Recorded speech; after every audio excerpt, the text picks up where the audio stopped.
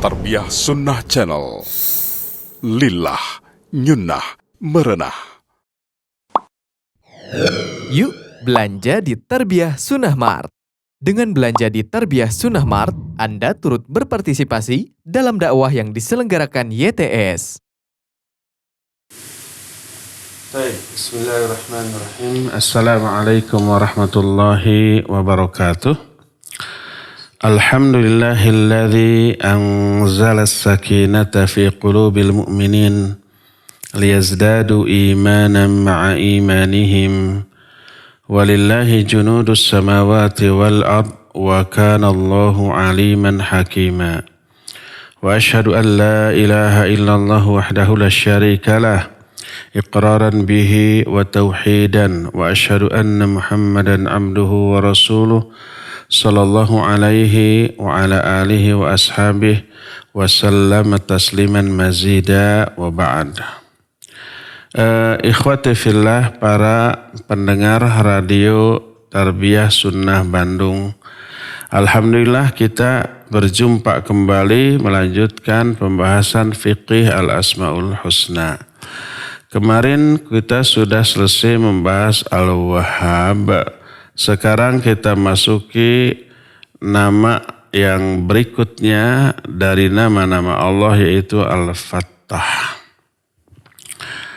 Al-Fattah oleh Allah dicantumkan di beberapa ayat. Salah satunya adalah Saba ayat 26. Allah Azza wa Jalla berfirman, Qul yajma'u bainana rabbuna thumma yaftahu bainana bil haqq wa huwal fattahul alim. Kata Allah Azza wa Jalla, katakan olehmu, Rabb kami akan menyatukan kami. Kemudian dia akan yaftah. Makna yaftah memberikan keputusan di antara kami dengan sebenar-benarnya, dan dialah Al-Fattah dan Al-Alim. Al-Fattah maknanya memberikan keputusan. Juga dalam surah Al-A'raf ayat 89 Allah berfirman, Wasi'a Rabbuna kulla syai'in ilman. Alallahi tawakkalna. Rabbana aftah bainana wa baina qaumina bil haqq wa anta khairul fatihin. Kata Allah, Rabb kami ilmunya meliputi segala sesuatu. Hanya kepada Allah kami bertawakal. Ya Allah, berikan keputusan di antara kami dan antara kaum kami dengan sebenar-benarnya, dan engkaulah sebaik-baik pemberi keputusan.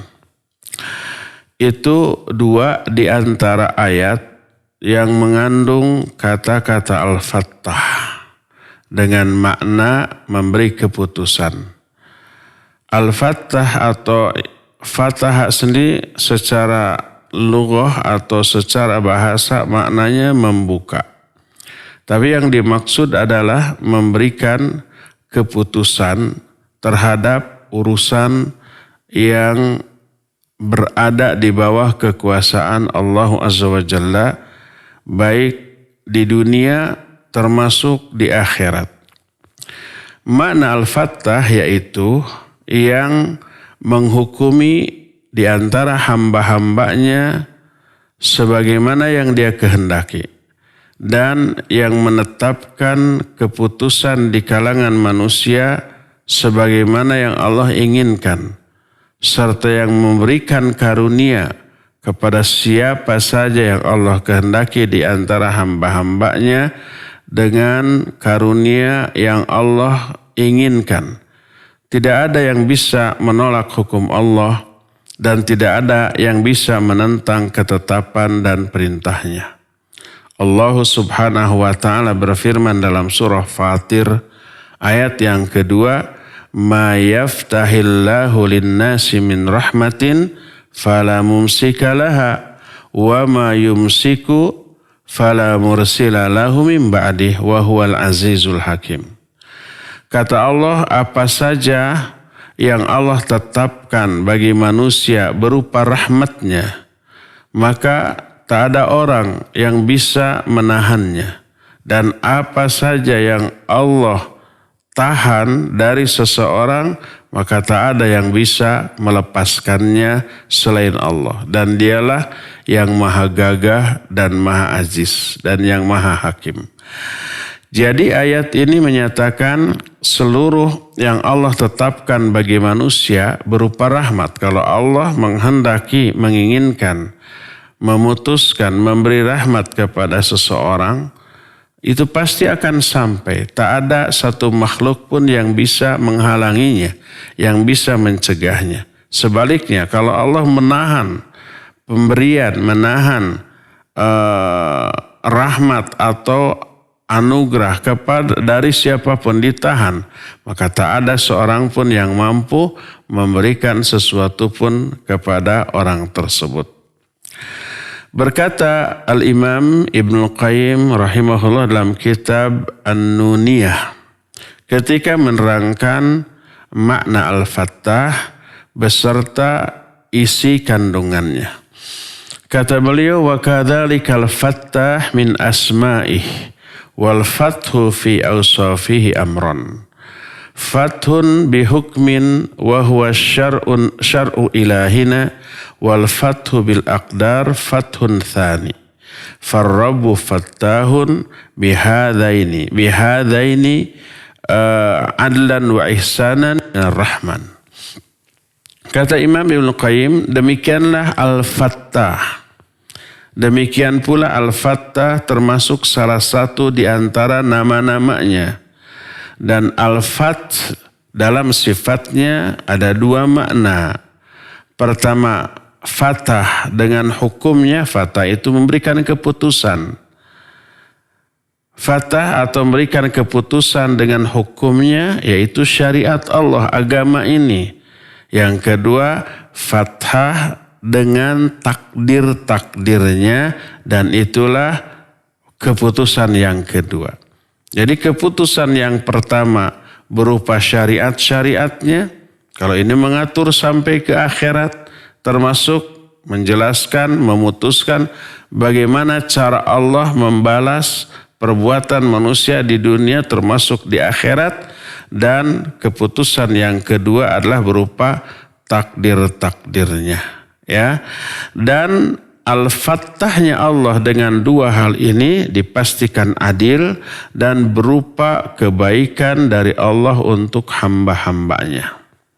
Itulah bait syair tentang Al-Fattah yang dikemukakan oleh Al-Imam Ibnu Qayyim rahimahullahu ta'ala. Berkata Syekh Abdurrahman As-Sa'di rahimahullah ketika menjelaskan bait ini. Kata beliau, Fal-Fattahu huwal hakamul muhsinul jawad. Wa fathuhu ta'ala qisman. Ahaduhuma fathu bihukmihid dini wa hukmihil jazai. Wa thani al-fattahu bihukmihil qadari. Fafathu bihukmihid dini huwa syar'uhu ala alsinati rusulihi jami'a ma yahtajuhul mukallafun wa yastaqimuna bihi ala siratil mustaqim. Kata Syekh Abdurrahman As-Sa'di, Al-Fattah adalah yang memberikan keputusan, kebaikan dan kedermawanan. Fatahnya atau keputusan Allah ini ada dua jenis, dua macam. Yang pertama adalah keputusan dengan hukum-hukum agama dan hukum-hukum balasan. Ingat, agama ini di dalamnya juga terkandung kaidah tentang bagaimana Allah memberi balasan kepada manusia baik di dunia termasuk di akhirat. Baik kepada orang yang soleh ataupun kepada yang salah, kepada yang durhaka ataupun kepada yang taat. Itu balasannya di dunia, balasannya di akhirat, balasan dari aspek jasmani dan juga rohani, balasan aspek zahir ataupun aspek batin. Dan itu tercakup di dalam agama. Dan itu fathah yang pertama dari Allah Azza wa Jalla. Keputusan yang pertama, ketetapan Allah yang pertama berupa syariat ini, agama ini. Yang kedua, fathah atau keputusan Allah dengan hukum-hukum takdirnya. Maka keputusan Allah dengan hukum-hukum agama yaitu syariat Allah yang Allah sampaikan kepada melalui lisan para rasulnya yang dibutuhkan oleh seluruh mukallaf, oleh seluruh orang-orang yang diberikan kewajiban melaksanakan agama di dunia ini dan istiqamah dengannya di atas syiratal mustaqim. Wa amma fathu bi jazaihi, adapun keputusan Allah tentang jazanya, jaza itu balasan. Fathu baina anbiya'ihi wa mukhalifihim wa baina awliyaihi wa a'daihim bi ikramil anbiya wa atba'ihim wa najatihim wa bi ahanati a'daihim wa uqubatihim. Wa kadzalika fathu yaumal qiyamah wa hukmuhu bainal khalaiq hina yuwaffa kullu amilin ma amilahu. Adapun keputusan Allah tentang balasannya, yaitu keputusan Allah antara para nabi dengan orang-orang yang menentangnya, antara wali-wali Allah dengan musuh-musuhnya, antara para da'i dengan orang-orang yang menentangnya. Dengan cara Allah akan memuliakan para nabi, menyelamatkan para nabi beserta para pengikutnya dan menghinakan musuh-musuhnya dan menyiksanya. Demikian juga di akhirat pada hari kiamat Allah akan memberikan balasan kepada setiap orang yang beramal sesuai dengan jenis dan kadar amal yang dilakukannya. Itu tentang apa? Tentang jenis fathah yang pertama yaitu agama. Mencakup juga balasan baik di dunia ataupun di akhirat. Wa amma fathul qadari, adapun keputusan Allah yang berupa takdir. Fahuwa ma yaqdiru ala ibadihi min khairin wa syarrin wa naf'in wa dhurrin wa ata'in wa man'in. Adapun keputusan Allah yang berupa takdir adalah apa yang Allah takdirkan atas hamba-hambanya. Baik takdir yang baik ataupun yang buruk, yang bermanfaat ataupun yang madarat, baik berupa pemberian atau menahan pemberian dari seseorang. Itu juga keputusan Allah berupa takdir, baik yang baik ataupun yang buruk. Adapun yang dimaksud takdir Allah yang buruk, bukan ketetapannya yang buruk, tapi apa yang ditetapkannya dianggap buruk oleh makhluk yang mengalami atau merasakannya. Sebab qadar, ya, takdir ini ada mencakup dua unsur. Pertama, ketetapan Allahnya. Yang kedua, peristiwa yang terjadi karena ketetapan Allah tersebut. Adapun takdir berupa ketetapan Allah tidak ada yang buruk. Semuanya pasti baik. Semuanya berdasarkan keadilan dan kasih sayang Allah Azza wa Jalla untuk kepentingan dan kebaikan manusia. Itu ketetapannya tidak ada yang buruk. Adapun makdurnya, makdur itu artinya peristiwa yang terjadi karena takdir tadi. Ini yang dianggap ada yang buruk. Kenapa? Karena membuat orang yang menerimanya menderita. Seperti umpamanya musibah, sakit, ya, atau mungkin dihina orang secara psikis, mengalami sakit hati walaupun secara fisik tidak apa-apa dan yang sejenisnya, maka ini dianggap buruk teralami oleh hamba yang mengalaminya, yang merasakannya. Maka Itulah yang dimaksud dengan takdir yang buruk. Dan ucapan takdir yang buruk ini adalah wahyu berdasarkan sabda Nabi SAW, wa antu'mina bil qadari khairihi wa syarrih. Kamu beriman kepada takdir Allah baik yang baiknya ataupun yang buruknya. Nah, ini juga termasuk salah satu yang terkandung dalam sifat al-fattahnya Allah Subhanahu wa ta'ala. Sebab makna al-fattah adalah yang memutuskan, yang menetapkan, termasuk menetapkan takdir-takdir baik yang baik atau yang buruk bagi hamba-hambanya. Allah berfirman dalam surah Fatir ayat 2 yang tadi sudah kita singgung. Allah menyatakan, ma yaftahillahu linnasi min rahmatin fala mumsikalaha wa ma yumsika fala mursilalahu min ba'dih wa huwal azizul hakim. Kata Allah, apa saja yang Allah tetapkan bagi manusia berupa rahmat. Kalau Allah menetapkan akan memberikan rahmat kepada manusia, fala mumsikalaha. Tak ada orang yang bisa mencegahnya. Tak ada orang yang bisa menghalanginya. Tak ada orang atau makhluk yang bisa menggagalkannya. Sebaliknya, wa ma yumsik fala mursil. Siapa atau apa saja yang Allah tahan, Allah tidak akan memberi kepada seseorang atau sesuatu, maka tak ada seorang pun yang bisa melepaskan pemberian Allah yang ditahan itu selain Allah Azza wa Jalla. Dan dia maha gagah dan maha hakim.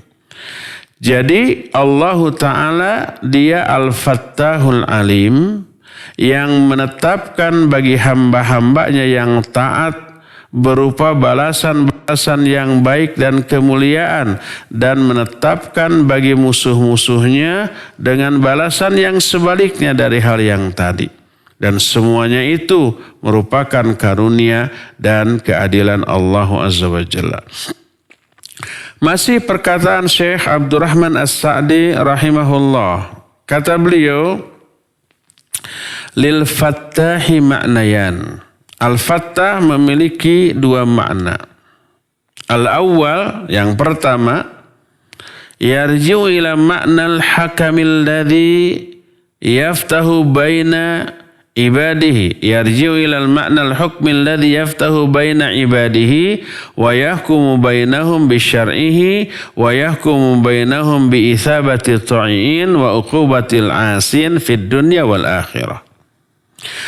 Pertama, makna pertama kembali kepada makna hukum yang Allah tetapkan di antara hamba-hambanya.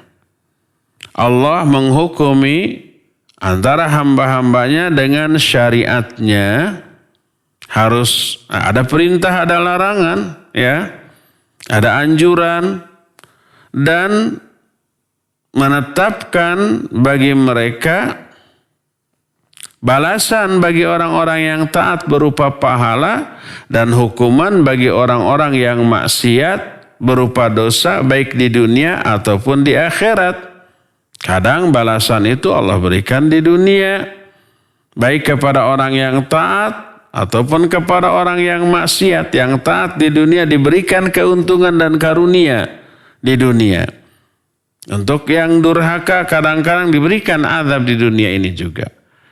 Dan juga di akhirat, ya, di akhirat apalagi.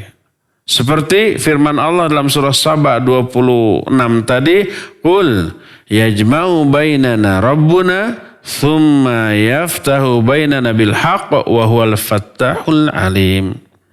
Katakan olehmu bahwa Allah nanti akan mengumpulkan kita. Maksudnya di akhirat. Kemudian Allah akan memberikan keputusan kepada kita dengan sebenarnya. Dan dialah Al-Fattahul Alim. Juga dalam surah Al-A'raf ayat 89, Rabbana ftah bainana wa baina qaumina bil haqq wa anta khairul fatihin. Ya Allah, berikan keputusan antara kami dan kaum kami dengan sebenarnya, dan Engkaulah sebaik-baik pemberi keputusan. Ayat yang pertama tadi yang menyatakan katakan olehmu bahwa Allah akan mengumpulkan kita, kemudian Allah akan memberikan keputusan dengan benar di antara kita. Ini adalah keputusan Allah di antara hamba-hambanya pada hari kiamat. Adapun yang kedua, surah Al-A'raf 89, Rabbana ftah bainana wa baina qaumina bil haq, ini di dunia. Ya Allah, berikan ketetapan kepada kami, antara kami dan kaum kami dengan sebenarnya. Ini di dunia. Berupa apa? Allah akan memutuskan, memberikan pertolongan kepada kebenaran dan orang-orang yang memperjuangkannya, menghinakan kebatilan dan orang-orang yang mengusahakannya, dan akan menimpakan azab kepada mereka di dunia apalagi di akhirat. Inilah makna yang pertama. Adapun al-makna tsani, makna yang kedua. Kalau makna yang pertama kan tadi fatah Allah berupa hukum-hukum agama ini. Dan ini mencakup dunia sampai apa? Sampai akhirat. Yang kedua adalah fathu li ibadihi jami'a abwabil khair. Yang kedua adalah keputusan Allah bagi hamba-hambanya dengan membuka semua pintu-pintu kebaikan. Allah berfirman, "Ma yaftahillahu lin-nasi min rahmatin fala mumsika laha." Apa saja yang Allah tetapkan bagi manusia berupa rahmat. Rahmat apa saja yang Allah tetapkan bagi manusia, yang sudah Allah putuskan bagi manusia, berarti yang sudah Allah takdirkan bagi manusia, maka tidak ada seorang pun yang bisa menahannya. Pasti itu akan sampai. Jadi Allah memutuskan bagi hamba-hambanya hal-hal yang manfaat di dunia, ya, berupa dan juga manfaat, baik manfaat dunia ataupun manfaat agama. Dan Allah memutuskan bagi orang-orang tertentu dengan apa? Dengan kasih sayangnya, dengan perhatiannya. Dan Allah Azza wa Jalla pun memberikan kepadanya pengetahuan-pengetahuan Rabbani berupa ilmu-ilmu dan hakikat keimanan demi kemaslahatan keadaan hidup mereka agar mereka juga istiqamah di atas syiratal mustaqim. Dan Allah menghususkan tersebut dengan cara membuka seluruh perkara yang membuat orang itu menjadi dicintai oleh Allah Subhanahu wa taala.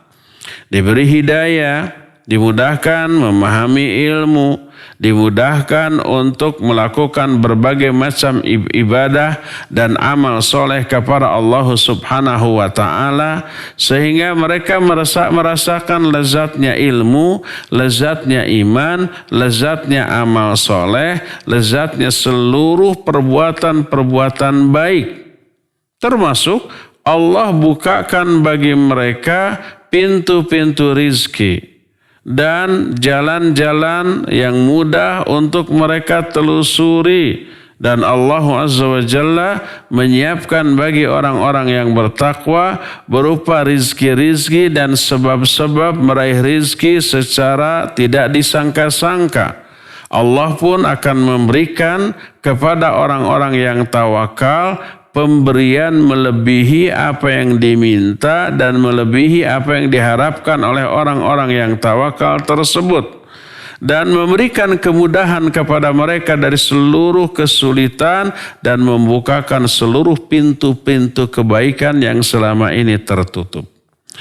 Oleh karena itulah maka para Rasul alaihimussalatu wassalam sering berdoa kepada Allah Azza wa Jalla untuk meminta keputusan antara mereka dengan kaum mereka tentang permusuhan yang terjadi di kalangan mereka. Para nabi, para rasul berdakwah menyampaikan wahyu Allah di kalangan orang-orang durhaka yang didakwahinya menentang, memusuhi, memerangi, bahkan membunuh. Seringkali Para nabi tersebut berdoa, salah satu doanya adalah minta keputusan. Baik dunia apalagi di akhirat nanti. Seperti berkata Nabiullah Nuh alaihi salatu wassalam, yang Allah tetapkan dalam surah Asy-Syu'ara 117 dan 118. Kata Allah, qala rabbi inna qaumi kadzabuni faftah baini wa bainahum fathan wa najjini wa man ma'iya minal mu'minin. Berkata Nabi Nuh, ya Allah, sesungguhnya kaumku telah mendustakan aku.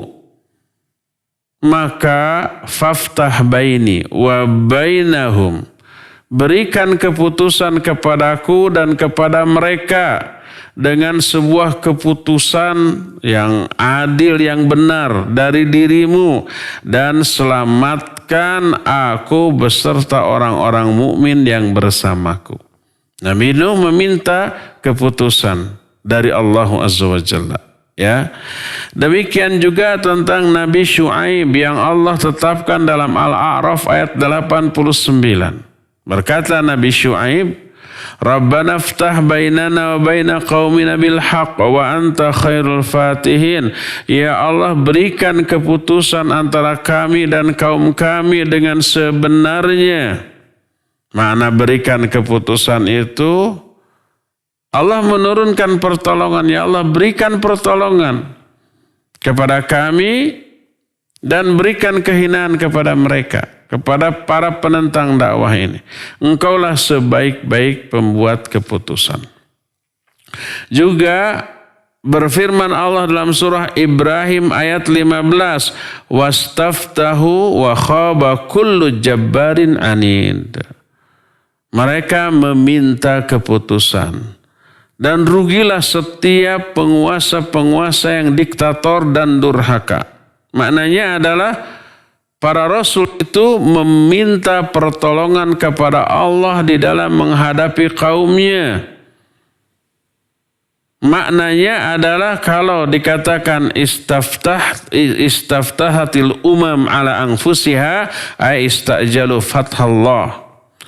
Kalau umpamanya seseorang atau suatu tokoh meminta keputusan, artinya minta disegerakan keputusan itu kepada Allah dalam kehidupan di dunia ini.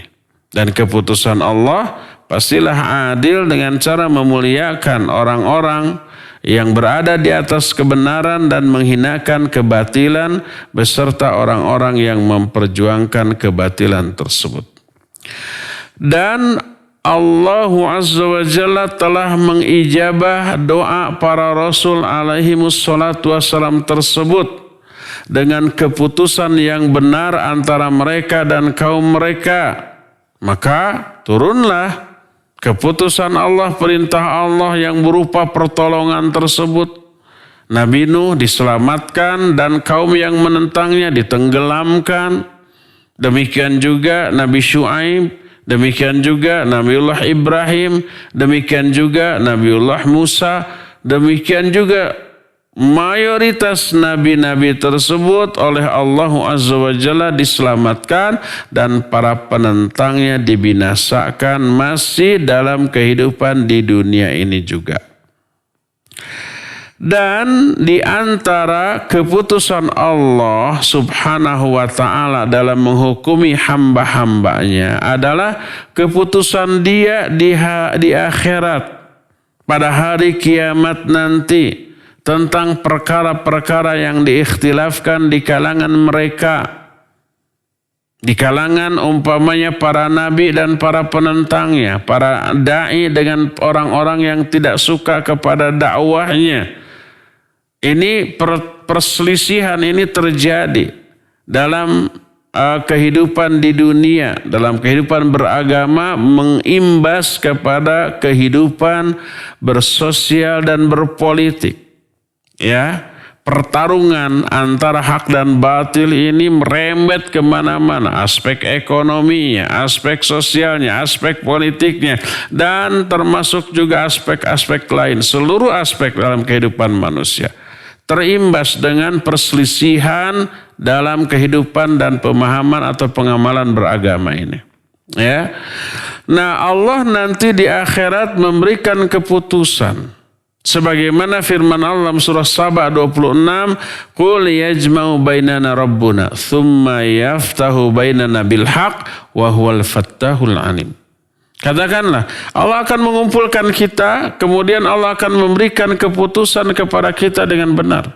Nanti di akhirat setelah kita semua di dunia hancur, binasa, mati, di akhirat Allah akan kumpulkan kita lagi. Dan Allah akan memberikan keputusan dengan benar tentang siapa yang di atas kebenaran dan siapa yang berada di atas kesalahan. Siapa yang shadiq atau jujur dan siapa yang dusta. Siapa yang di atas al-haq dan siapa yang di atas kebatilan. Siapa yang layak untuk mendapatkan pahala dan siapa yang layak untuk mendapatkan azab atau siksa. Oleh karena itu, Allah menamai hari kiamat dengan sebutan Yaumal Fath. Yaumal Fath itu salah satu di antara nama-nama dari nama hari kiamat. Sebagaimana Allah berfirman dalam surah As-Sajdah ayat 29. Kata Allah Subhanahu wa taala, "Qul yaumal fathi la yanfa'ul ladzina kafaru imanuhum wa lahum yunzarun."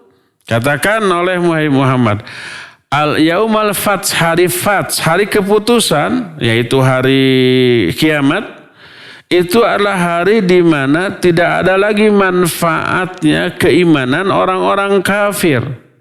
Jadi di akhirat orang kafir itu iman.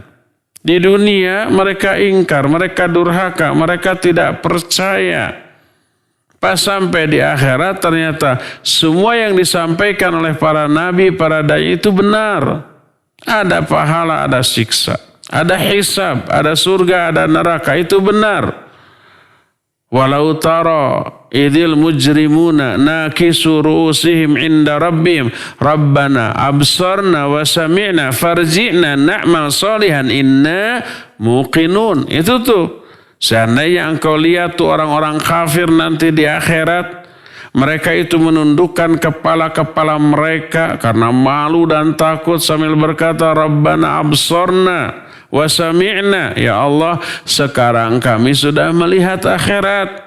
Sekarang kami sudah mendengar, ini sudah faham semua yang disampaikan para nabi ketika di dunia itu benar. Farji'na na'mal salihan inna muqinun.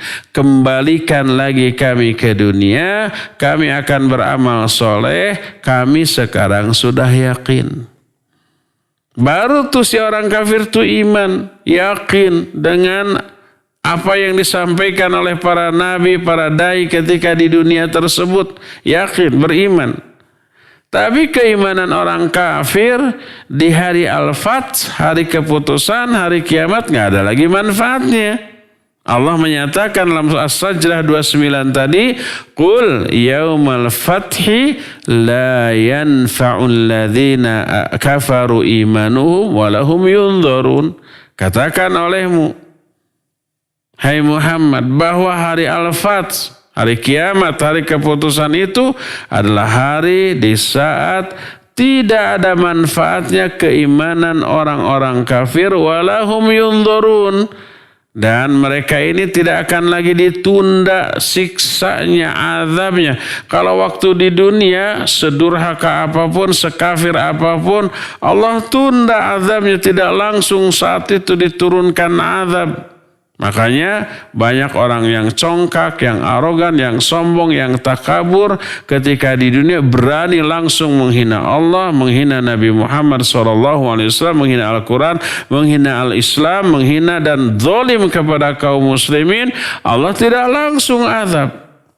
Allah tunda nanti di akhirat. Adapun di akhirat setelah mereka diperlihatkan tentang kebenaran dari semua dakwah para nabi, baru iman, gak ada lagi manfaatnya. La yanfa'ul ladzina kafaru imanuhum walahum yunzarun. Tidak ada lagi manfaatnya keimanan orang-orang kafir saat itu. dan tidak akan lagi ditunda azabnya. Ya, saat itulah mereka akan diazab oleh Allah Subhanahu wa taala, ya. Itulah penjelasan tentang apa? Tentang apa yang akan dialami di akhirat nanti. Adapun keimanan seorang hamba, iman bahwa Allah Subhanahu wa taala adalah Al-Fattah, pemberi keputusan yang adil, maka pasti akan mendorong si hamba tersebut untuk hanya beribadah, tawajuh, fokus menghadap kepada Allah Subhanahu wa taala, berdoa hanya kepada Allah agar Allah membukakan bagi dia pintu-pintu hidayah, pintu-pintu rizki, pintu-pintu rahmat, agar Allah membukakan hatinya agar merasa lapang terhadap kebaikan. Karena tahu semua keputusan itu ada di tangan Allah.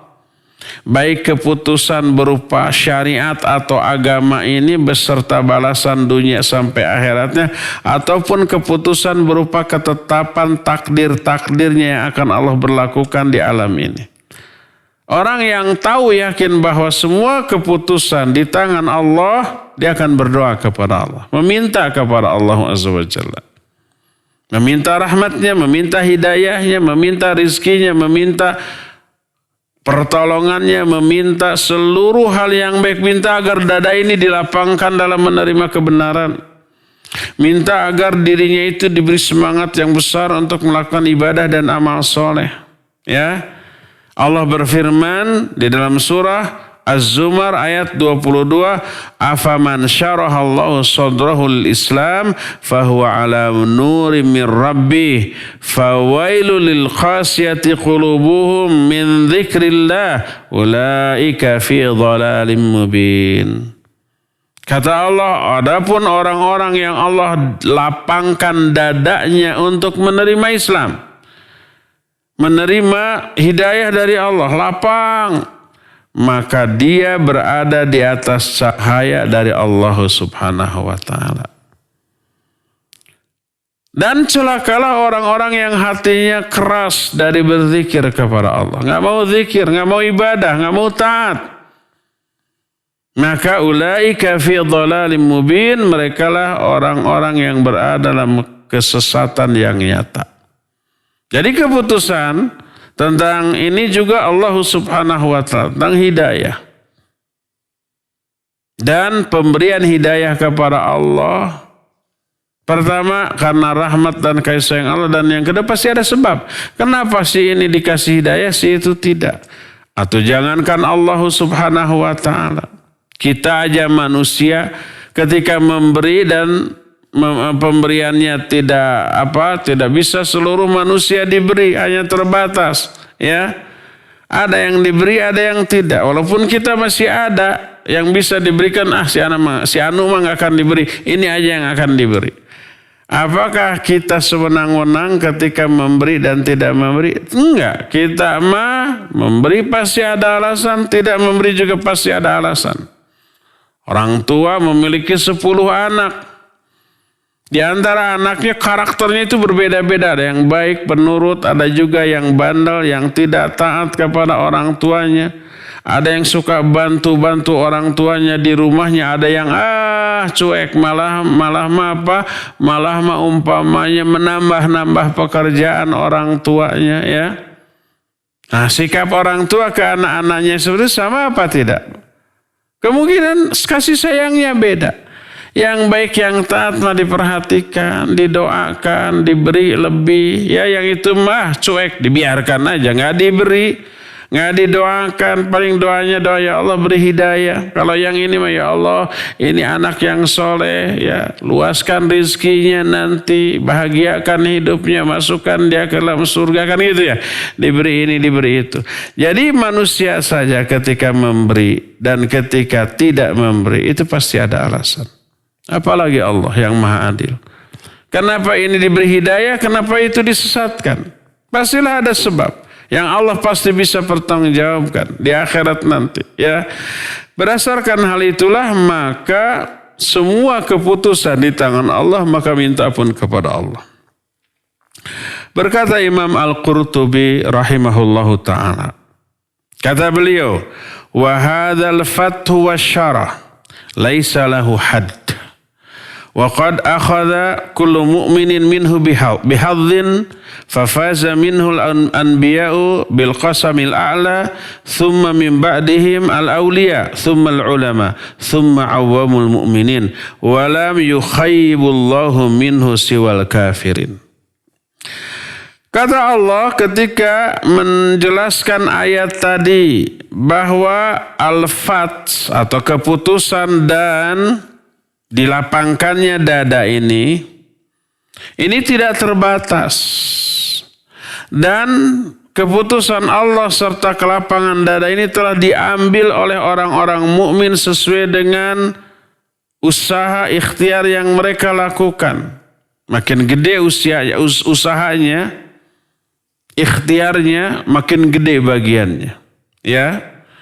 Maka di antara mereka, di antara manusia ada yang sangat beruntung seperti para nabi dengan memperoleh bagian yang terbesar, terbanyak dan tertinggi dari hidayah Allah Azza wa Jalla. Kemudian setelah itu para walinya, kemudian para ulamanya, kemudian barulah orang-orang umumnya kaum mukminin.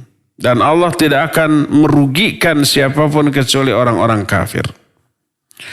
Dalam Sahih Muslim dari Abu Humaid atau dari Abu Usaid, dia berkata Rasul SAW bersabda, "Idza dakhala ahadukumul masjida falyaqul Allahumma aftah li abwaaba rahmatik. Wa idza kharaja falyaqul Allahumma inni as'aluka min fadlik." Bila salah seorang di antara kalian mau masuk masjid, ucapkan doa ini.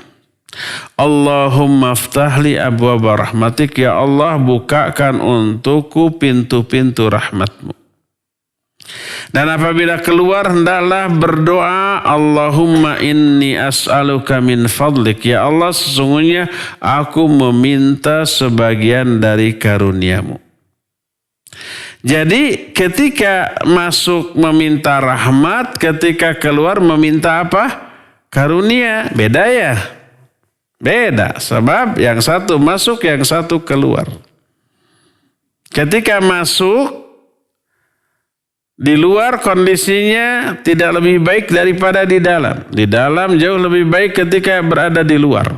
Di dalam masjid kondisinya jauh lebih baik. Di luar pasti tidak sebaik di dalam masjid. Di masjid mah ibadah, sholat, baca Quran, zikir, berdoa. Kalau di luar bebas, paling mikir urusan dunia. Ya, maka rahmat dan karunia di dalam doa tadi dan seluruh kebaikan berada di tangan Allah SWT. Dan Allah yang menetapkan semuanya itu kepada hamba-hamba yang Allah kehendaki. Allah mudahkan bagi orang-orang yang Allah kehendaki. Maka semuanya ini merupakan salah satu wujud nyata dari sifat dan nama Al-Fattahnya Allah Subhanahu wa ta'ala. Jadi ketika masuk Allahumma aftahli abwaaba rahmatik, ya Allah tetapkan bagimu keputusanmu untuk membuka pintu rahmat bagiku. Ketika keluar meminta karunia, Allahumma inni as'aluka min fadlik, ya Allah aku minta sebagian dari rizkimu, dari karuniamu. Karena begitu keluar masjid mau ikhtiar, mau usaha mencari nafkah untuk menafkahi istri dan anak. Ketika berada masuk ke masjid meminta rahmat untuk akhirat. Ketika keluar dari masjid meminta untuk dunia. Dua-duanya tercakup. Baik untuk kepentingan akhirat ataupun untuk kepentingan dunia, semua ada di tangan Allah. Maka minta kepada Allah Azza wa Jalla untuk dimudahkan. Ya. Dan ini semuanya merupakan salah satu di antara wujud nyata dari Fattahnya Allah Subhanahu wa ta'ala. Walhasil Al-Fattah artinya adalah yang menetapkan, yang memutuskan. Dan ada dua ketetapan. Pertama ketetapan syar'i, dini, dunia dan akhirat. Ketetapan berupa syariat, berupa agama, termasuk balasannya dunia sampai akhirat. Yang kedua adalah ketetapan qadari, yaitu takdir dari Allah Subhanahu wa taala, ya. Dan dua-duanya diatur oleh Allah, berada di tangan Allah. Makanya Allah Subhanahu wa taala disebut dengan sebutan Al-Fattah, ya. Ya, itulah penjelasan tentang Al-Fattah. Cukup sampai di sini saja, dan kita masih punya sisa waktu untuk bertanya jawab. Kepada Pak Muzayyin dipersilakan untuk memandu tanya jawab dengan pendengar dan pemirsa. Wa sallallahu ala nabiyina Muhammadin wa ala alihi wa wasallam. Silakan. Syukran Ustaz yang telah menjelaskan tentang nama Allah Al-Fattah yang begitu jelas dan gamblang buat kita simak tadi. Ikhwatul iman azanallahu ayyakum. Untuk selanjutnya kita buka sesi tanya jawab bagi antum yang akan bertanya secara langsung kepada Ustaz. Kami persilakan hubungi kami di nomor 022 8686 2637. Sekali lagi di nomor 022 8686 2637 atau melalui pesan singkat di nomor 081 1227 1476. Ada telepon dulu masuk. Ada telepon? Kita terima dulu ya. Silakan. Ya, silakan. Assalamualaikum Pak, Bu. Assalamualaikum. Waalaikumsalam warahmatullahi wabarakatuh. Dari Pak Iqbal, dari Muhammad Toha. Pak Iqbal di Muhammad Toha. Silakan Pak Iqbal. Ustadz, salah satu hikmah dari kita bersilaturahim adalah memperpanjang usia. Apakah itu tidak berhalangan dengan ketentuan syar'i bahwasanya usia kita telah ditetapkan oleh Allah? Demikian Ustaz, mungkin juga kaitannya dengan rizki yang telah ditetapkan oleh Allah. Taib. Mudah-mudahan jazakallah khairan. Assalamualaikum Wa jazakallahu khair wa fika barakallah. Waalaikumsalam warahmatullahi wabarakatuh. Ya Pak Iqbal di Muhammad Toha. Iya. Kita tahu bahwa ajal termasuk rizki juga sudah ditetapkan.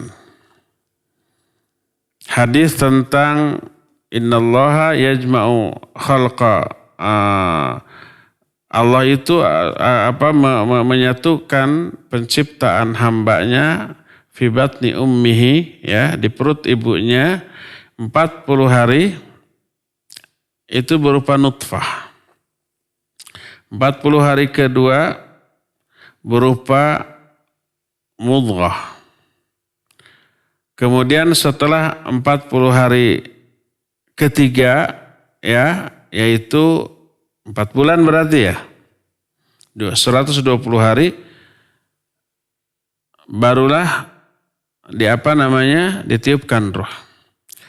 Dan di sanalah Allah mengutus satu malaikat, yu'maru bikatbi rizkihi wa ajalihi wa amalihi wa syaqiyyun am sa'id. Menetapkan 4 poin bagi si janin ini, ya. Ajalnya, rizkinya, amalnya, suka dukanya. 4 poin ini ditetapkan. Takdirnya sudah ditetapkan termasuk ajal dan rizki, ya. Tapi kenapa ada hadis riwayat Imam Muslim dengan sanad yang sahih? Nabi SAW bersabda, "Man ahabba ayubsata fi rizqih wa ayun sya'a fi atharih falyasil rahimah." Siapa orang yang ingin dipanjangkan usianya dan siapa orang yang ingin diluaskan rizkinya dan dipanjangkan usianya, hendaklah menyambung silaturahmi. Kau bisa ditambah gening rizki dan ajal atau usia. Bukankah itu sudah ditakdirkan? Kalau sudah ditakdirkan gak akan bertambah, juga gak akan berkurang. Ayat juga menyatakan idza jaa ajaluhum la yastakhiruna sa'atan wa la yastaqdimun. Kalau sudah datang ajalnya kepada manusia, tidak akan bisa diundurkan ataupun dipajukan walaupun sedetik. Tapi kenapa silaturahmi bisa memperpanjang umur? Ada 2 jawaban dari para ulama tentang masalah ini. Jawaban yang pertama dengan makna majazi. Makna majazi itu ungkapan bahwa yang dimaksud dengan panjang umur dan luas rizkinya itu adalah bukan bertambah usianya atau jumlah rizkinya. Usianya tetap sekian, rizkinya tetap sekian. Tapi lebih barokah, lebih manfaat untuk dunia dan akhirat. Yang dimaksud dipanjangkan usianya tetap 50 tahun sekian. Tetap saja mau silaturahmi, mau tidak usianya 50 tahun. Tapi di dalam 50 tahun itu usianya berkah. Lebih banyak kebaikannya daripada keburukannya. Sehingga lebih bermanfaat untuk dunia, untuk akhiratnya.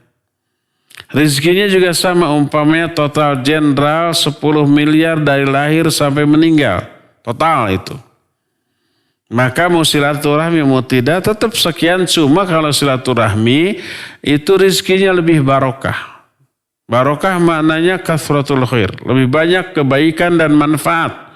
Dipakai zakat, infak, sedekah gitu ya, nolong orang sehingga bermanfaat untuk di akhirat. Jadi usianya tetap, rizkinya tetap, cuma lebih apa? Lebih barokah. Itu yang dimaksud dengan siapa yang ingin dipanjangkan usianya, diluaskan rizkinya, hendaklah dia bersilaturahmi. Maknanya adalah usia dan rizkinya lebih barokah. Ini jawaban yang pertama, makna majazi. Jawaban kedua, makna hakiki. Makna hakiki itu adalah makna yang sebenarnya. Yang dimaksud ditambah umurnya betul ditambah usia hidupnya.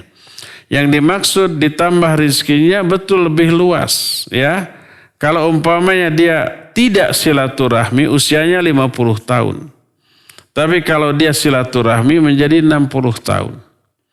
Kalau dia tidak silaturahmi, rizkinya total hanya 10 miliar. Kalau dia silaturahmi, total menjadi bertambah 20 miliar selama hidupnya umpamanya. Itu dengan makna hakiki. Loh kok bisa, bukankah sudah ditetapkan ketika masing-masing kita ada di perut ibu kita usia kandungan 4 bulan. Sudah ditetapkan, gak bisa nambah, gak bisa berkurang. Apakah bertolak belakang? Tidak bertolak belakang. Karena Allah menyuruh kepada malaikat yang mencatat itu, catat. Kalau dia silaturahmi kasih usia 60 tahun. Kalau tidak silaturahmi kasih 40 tahun.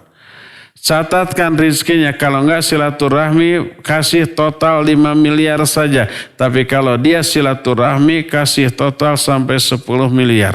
Dicatat dua-duanya oleh malaikat. Malaikat tidak tahu mana yang akan teralami oleh orang ini kelak. Allah tahu jelas karena Allah lah yang mengatur. Berdasarkan hal itulah ada 2 poin catatan di dalam diri orang tersebut ketika masih jadi janin 4 bulan di perut ibunya. Jadi kalau nanti dia silaturahmi, akan panjang umurnya dan akan lebih luas rizkinya. Tapi kalau enggak, umurnya sekian dan rizkinya hanya sekian.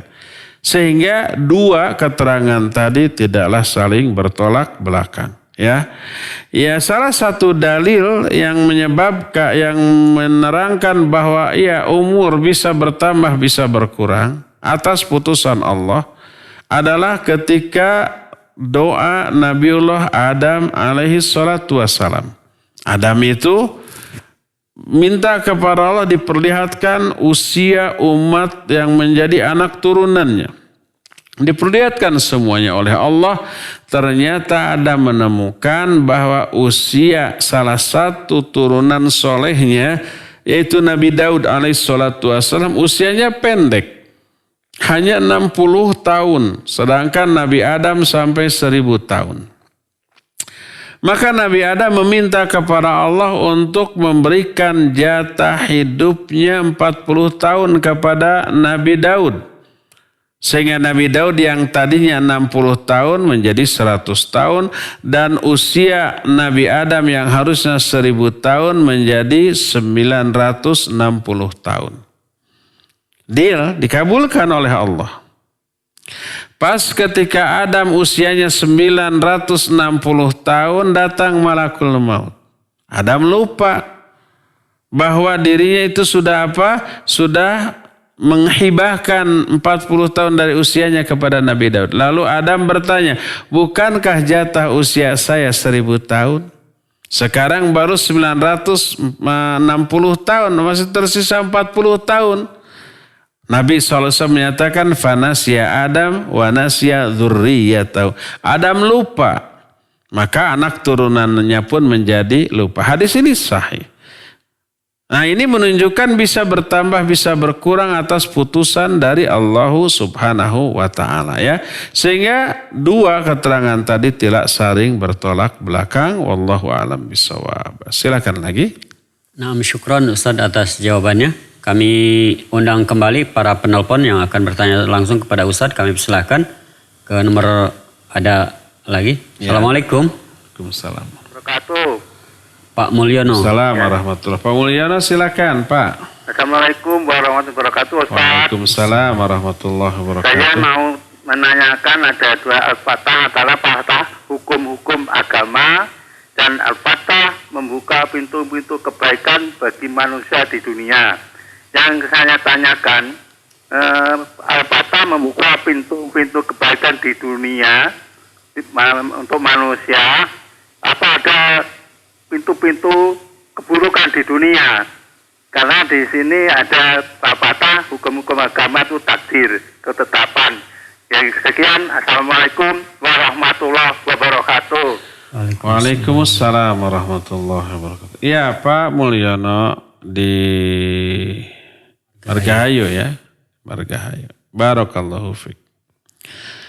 Ya tentu saja ada pintu kebaikan, ada pintu keburukan. Allah membuka pintu-pintu kebaikan bagi hamba-hamba yang disukainya. Berupa apa? Diberi hidayah. Diberi hidayah untuk beriman, beramal soleh, belajar ilmu, melakukan banyak kebaikan dan yang sejenisnya. Allah juga buka pintu-pintu rizki, pintu-pintu kemudahan. Ada nggak pintu keburukan? Ya pasti ada. Apakah Allah bukakan? Ya Allah bukakan bagi orang-orang yang layak menerimanya sebagai balasan atas keburukan. Ya. Sebagaimana satu hadis sahih riwayat Imam Bukhari dan Imam Muslim. Nabi SAW bersabda, Alaikum bisidqi fa inna sidqa yahdi ilal bir. Wal birra yahdi ilal jannah.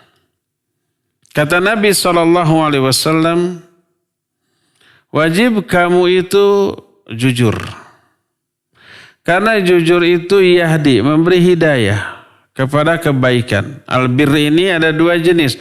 Albir ini adalah melakukan kebaikan yang Allah perintahkan. Yang kedua, al-khuruj minal fujur. Keluar dari fujur, dari kedurhakaan. Hadis ini mengisyaratkan dengan jujur, Allah akan memberikan hidayah kepada orang itu, membuka pintu kebaikan, pintu hidayah untuk melakukan kebaikan. Itulah salah satu penyebab kenapa Allah memberi hidayah kepada seorang. Itu orang itu jujur. Lalu Nabi menyatakan, Iyyakum wal kadhiba fa innal kadhiba yahdi ilal fujur wal fujur yahdi ilan nar. Jauhi oleh kalian kedustaan, berdusta. Karena berdusta itu bisa menunjuki orang kepada kedurhakaan. Siapa yang berdusta nanti Allah bukakan pintu-pintu keburukan kepada dia. Akhirnya tersesat dia. Ini salah satu alasan kenapa Allah menyesatkan seseorang. Ini sebagai balasan atas apa? Atas dosa yang dia lakukan sebelumnya. Jadi Allah membuka pintu-pintu kebaikan bagi orang-orang yang taat, bagi orang-orang yang soleh, bagi orang-orang yang selalu berpegang teguh kepada agamanya. Dan Allah bukakan pintu keburukan kepada orang-orang yang durhaka, yang menentang setiap larangannya, yang menjauhi setiap perintahnya. Perintahnya dijauhi atau diabaikan, larangannya dilanggar. Kepada orang seperti ini Allah nggak akan bukakan pintu kebaikan. Tapi Allah akan bukakan pintu keburukan bagi orang seperti itu. Ya. Nah, jadi jangankan Allah, manusia saja bisa berbuat adil seperti itu. Ada yang diberi promosi jabatan atau hadiah, ada yang harus dihukum, disiksa atau dipenjara. Walaupun manusia tidak akan sesempurna Allah Azza wa Jalla. Banyak orang yang tidak bersalah di penjara, banyak orang yang berbuat kejahatan malah dapat promosi. Ada yang seperti itu? Ada, ya. Saya nggak ingin menyebutkan di negara mana dan siapa orangnya. Mungkin setiap negara ada.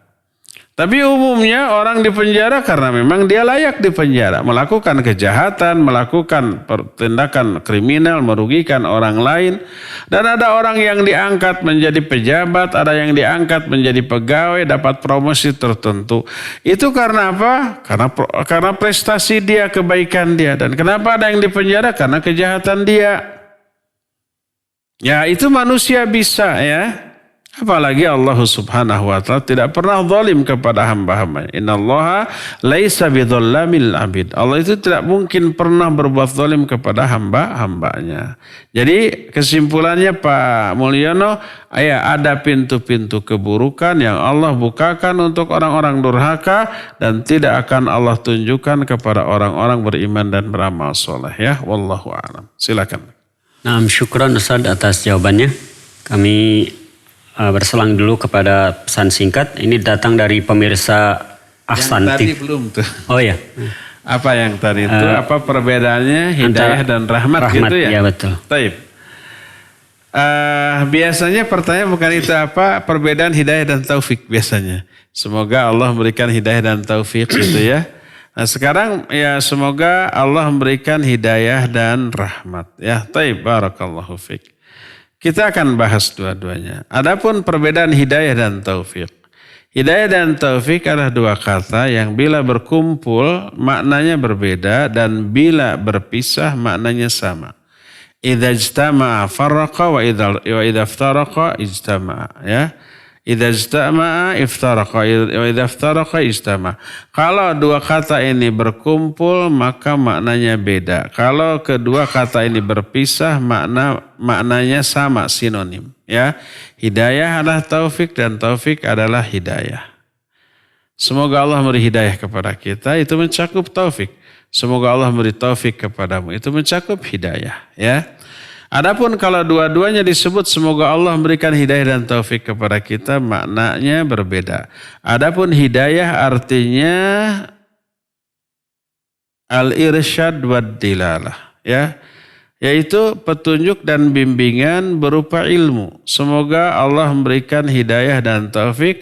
Semoga Allah memberi ilmu kepada kita, memberikan pencerahan tentang kebaikan, tentang agama ini.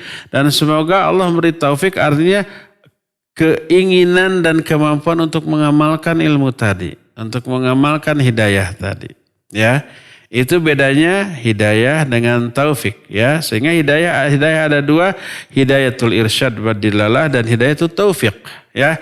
Hidayah irsyad wa dilalah berupa ilmu, berupa penjelasan, berupa penerangan, berupa pencerahan. Tapi sekedar ilmu, pengetahuan belum tentu diamalkan. Betapa banyak orang yang berilmu tapi tidak beramal. Orang itu sudah dapat hidayah tapi belum dapat taufik, ya. Adapun taufik adalah keinginan dan kemampuan untuk beramal. Lalu lahirlah amalan tersebut, ya. Itu perbedaan antara hidayah dengan taufik. Adapun perbedaan hidayah dengan rahmat, ya. Rahmat ini adalah balasan bagi orang yang sudah memperoleh hidayah. Orang yang peroleh hidayah, baik hidayah berarti mencakup dua-dua hidayah dan taufik, ya. Dia berilmu lalu mengamalkan ilmunya. Apa akibatnya? Dia akan dapat rahmat. Rahmatnya itu bisa berupa di dunia dan di akhirat, bisa berupa dilapangkan rizkinya, disenangkan hatinya, diselamatkan dari balai, dari bahaya, ya. Dan di akhirat diberikan pahala, diberikan surga, ya. Jadi rahmat adalah efek dari hidayah. Wallahu a'lam. Silakan lagi. Syukran Ustaz atas jawabannya. Dari pemirsa Ahsan TV dari Ummu Rafif di Doha, Qatar. Assalamualaikum warahmatullahi wabarakatuh Ustaz. Waalaikumsalam warahmatullahi. Jika kita dizolimi oleh teman dan sudah memaafkan tetap berteman, tetapi tidak sedekat seperti sebelumnya, apakah diperbolehkan mengambil sikap seperti ini, menjaga jarak dengan teman yang sudah menzolimi? Maksudnya agar tidak terulang kembali. Apakah sikap seperti ini diperbolehkan? Iya, Ummu siapa?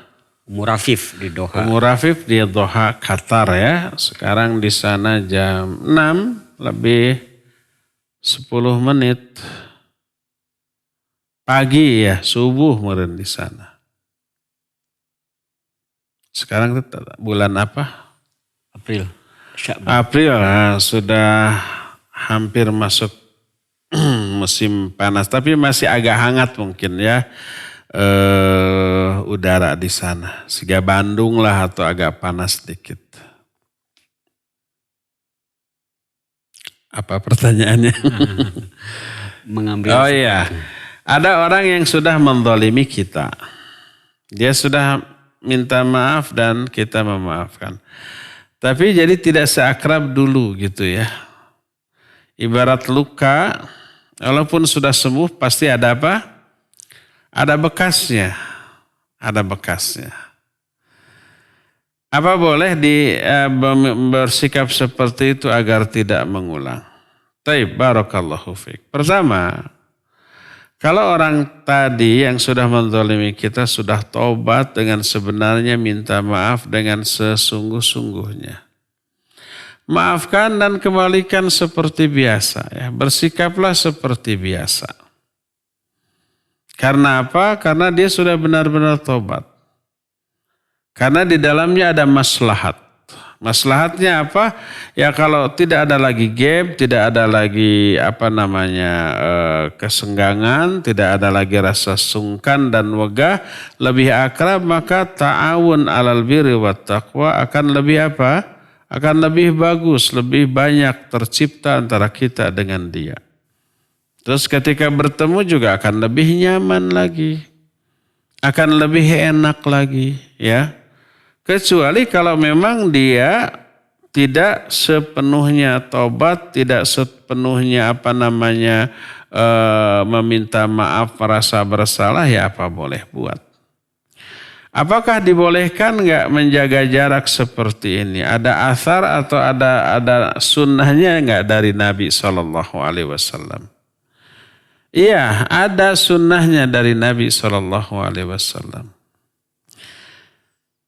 Apa kasusnya? Kasusnya adalah salah seorang paman yang dicintainya dibunuh oleh seorang yang bekas hamba sahaya ketika dalam keadaan kafir.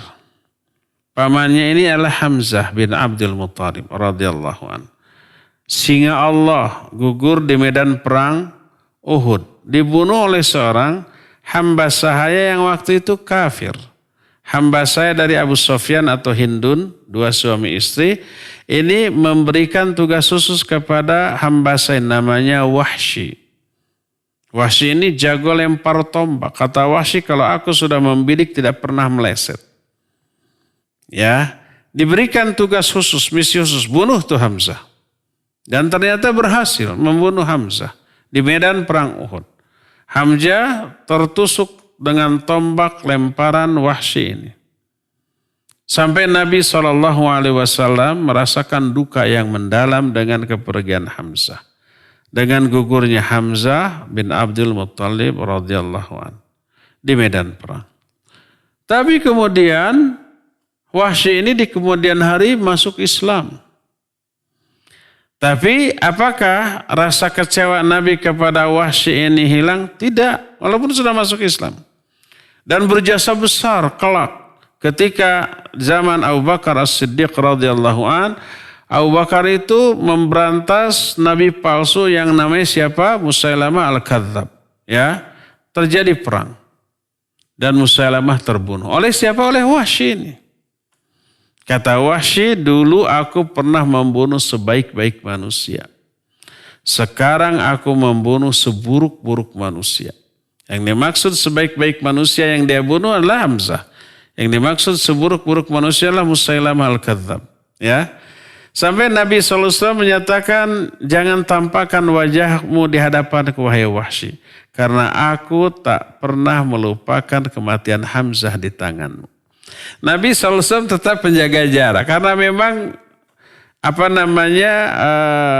sifat yang manusiawinya walaupun seorang nabi tetap ada muncul seperti itu. Dan ini tidak ditegur oleh Allah Azza wa Jalla yang menunjukkan dibolehkannya hal tersebut. Jadi lebih utama kalau orang itu yang berbuat zalim kepada kita tersebut memang betul sudah tobat, dia berusaha mendekat kepada kita dengan berbagai macam cara, rangkullah lagi ya. Adapun tujuan kita menjaga jarak agar dia tidak berbuat begitu-begitu lagi, ya itu bukan cara. Banyak cara lain agar tidak berbuat seperti itu lagi ya. Demikian wallahu a'lam bissawab. Silakan. Nah, syukron Ustaz atas jawabannya. Kami persilakan bagi antum yang akan bertanya secara langsung kepada Ustaz, bisa melalui telepon di nomor 022-8686-2637. Kami tunggu. Baik melalui pesan singkat lagi Ustaz dari Ibu Badriah di Lewi Gajah. Ustaz, benarkah corona itu sudah tercantum dalam Al-Quran dan solusinya adalah diam di rumah? Kata tersebut tercantum dalam surat Al-Ahzab ayat 33, Qorna wa qorna fi buyutikunna, dan hendaklah kamu tetap di rumahmu. Kabar ini sangat tersebar luas di WhatsApp. Jazakallahu khairan Ustaz. Ya itu namanya ilmu cocokologi ya. Ada ustadz yang menganut faham cocokologi. Setiap kejadian dihubung-hubungkan dengan hadis. Walaupun hadisnya palsu ya. Dengar nggak umpamanya ada yang menyatakan bahwa kalau pertengahan Ramadan itu hari Jumat akan datang dentuman yang dahsyat gitu ya. Dia tahu hadis itu dhaif, bahkan bukan dhaif, sebenarnya palsu ya. Tapi dia angkat menjadi viral karena menarik orang-orang awam. Oleh orang awam di-share. Ikut menyebarkan hadis palsu ya. Dosa besar. Nabi SAW mengancam man kadzdzaba alayya muta'ammidan falyatabawa maq'adahu minan nar. Siapa orang berdusta atas namaku akan bersiap-siaplah menempati tempat duduk dalam neraka. Kabar tentang ada suara dentuman nanti di pertengahan Ramadan kala hari Jumat itu sudah terdengar lebih dari 20 tahun yang lalu. Ketika Syekh bin Baz rahimahullah masih ada, saat ini kan sudah meninggal tahun 99 kalau nggak salah ya. Sekitar 19 tahun yang lalu ini sudah beredar di Saudi, di Timur Tengah, di Qatar, di Oman, di Kuwait, itu sudah beredar. Dan sampai kepada Syekh bin Baz rahimahullah. Lalu beliau memberikan bantahan. Itu hadisnya palsu, lalu dijelaskan kepalsuannya ya. Itu sudah ada sejak dahulu. Sekarang diangkat lagi dan tiap tahun mungkin diangkat. Setiap tahun yang Ramadannya pertengahannya tanggal 15-nya apa? Hari Jumat. Dicari-cari kali nanti. Ada diangkat walaupun dia tahu hadisnya palsu untuk meramaikan hasanah perdebatan di kalangan kaum muslimin dia angkat ya. Nggak takut terhadap murka dan azab Allah. Padahal dia tahu di narasinya itu, di video yang nyebar, termasuk ke saya juga banyak masuk karena banyak yang bertanya. Dia menyatakan sebagai kalangan menyebut hadis ini dhaif. Dia tahu itu. Bukan sebagian kalangan. Seluruh ulama menyatakan bukan dhaif tapi palsu. Ya, hadis itu palsu. Jangan dipercaya. Lalu disebar. Itu dicocok-cocokkan. Ilmu cocokologi namanya. Ilmu cocolok kompor. Nah sekarang ada apa pertanyaannya? Qarna fi buyutikunna. Wa qarna fi buyutikunna. Ini enggak nyambung. Wa qarna fi buyutikunna ya. Itu surah Al-Ahzab itu perintah Allah kepada para istri Nabi, wa qarna fi buyutikunna. Hendaklah kalian ini tinggal di rumah-rumah kalian ya. Ini adalah perintah Allah Subhanahu wa taala kepada para istri Nabi alaihissalam untuk tetap tinggal di dalam rumah dan tidak boleh keluar kecuali kalau ada keperluan baru boleh keluar ya. Dan ketika keluar wajib untuk mengenakan hijab. Ini untuk para istri. Adapun para laki-laki tidak ada perintah untuk menetap di rumah. Malah disuruh keluar untuk mencari nafkah untuk menafkahi anak dan istrinya. Nah, sehingga waqarna fi buyutikunna lalu diartikan, dimaknai dengan virus corona, gak nyambung. Itu yang disebut dengan ilmu cocolok kompor tadi, cocokologi gitu ya. Nah, dan ini termasuk memahami Al-Quran dengan ro'yu, tanpa ilmu. Nabi SAW mengancam orang seperti ini. Man qala fi kitabillahi bi ra'yihi. Dalam riwayatin man fassara al-Qur'an bi ra'yihi au bima la ya'lamu falyatabawa maq'adahu minan nar. Siapa orang yang menafsirkan Al-Qur'an berbicara tentang kitab Allah dengan ra'yu tanpa ilmu, hendaklah dia menempati tempat duduk dalam neraka. Harus takut kita terhadap hal itu, ya. Adapun bahwa corona ini takdir Allah ya jelas, tapi nama virus corona tidak tercantum dalam Al-Quran, sebagaimana juga wabah apapun tidak dijelaskan dalam Al-Quran, termasuk taun tidak diterangkan dalam Al-Quran, tapi ada diterangkan dalam hadis. Semua yang terjadi atas kehendak Allah, takdir Allah, tapi tidak dijelaskan detail namanya. Virus umpamanya flu burung, flu babi, flu sapi, apalagi yang banyak itu, ya, tidak dijelaskan dalam ayat dan hadis namanya secara detail, tapi itu takdir Allah yang Allah tetapkan demi kemaslahatan hamba-hambanya. Doh, kok maslahat gimana? Ada virus yang membahayakan, kok maslahat? Iya, maslahat seperti corona. Ada nggak aspek maslahatnya bagi manusia? Ada.